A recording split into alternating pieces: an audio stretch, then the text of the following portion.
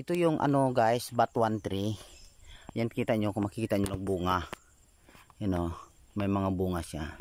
Iniingatan ko yan, hindi ko siya kaya pag nagpasunog yan, pag nasunog yung mga yan, hindi yan kasama sa kasi batuan yan eh.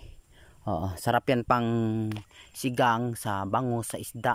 Basta tanan, pampaasim. Normal kasi ang ano niya dito, ang asim eh. Yan. Marami ito siya guys. Kasi mahal din ang kilo nito sa bayan eh. Batuan tree. Yan kita nyo na. Yan. Naharbisan na kasi ito eh. May mga malilit lang na bunga. Ayun na batuan. So